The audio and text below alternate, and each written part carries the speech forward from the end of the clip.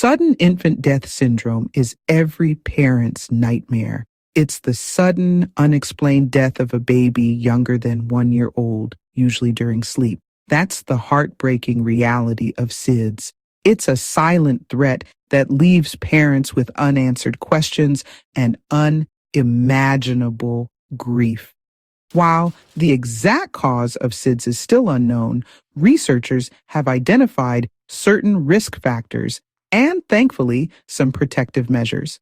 The fear of SIDS is perfectly natural for new parents. It's a reminder of how vulnerable our little ones are, especially during those first few months of life. But knowledge is power, and understanding SIDS is the first step towards protecting our babies. By learning about risk factors and following safe sleep practices, we can significantly reduce the chances of this terrible thing and provide a safer sleep environment for our little ones. Remember, you're not alone in this journey.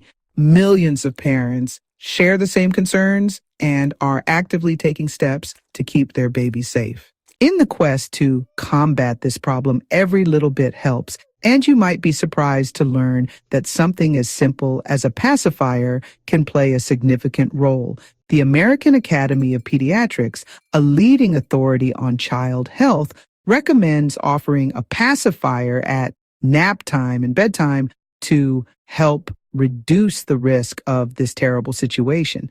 This recommendation stems from numerous studies that have shown a correlation between pacifier use and lower SIDS rates. But why does the Academy of Pediatrics recommend pacifiers? What is it about these simple soothers that offer protection against such a serious threat?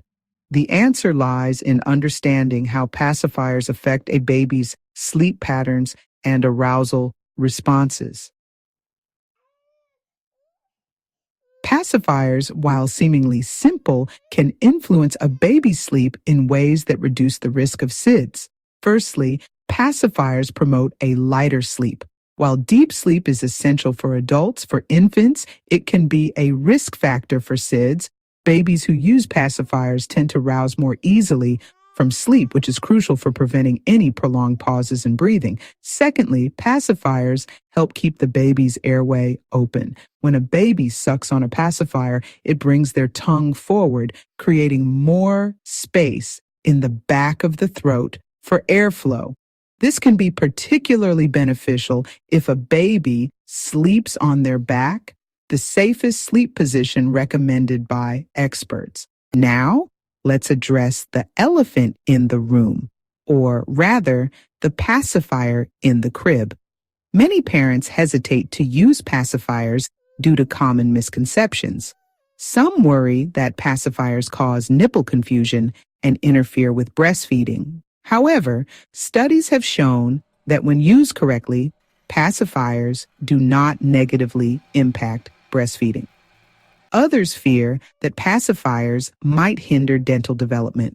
While prolonged pacifier use beyond a certain age can potentially affect teeth alignment, the benefits of using a pacifier in the first year to prevent SIDS outweigh the minimal risks.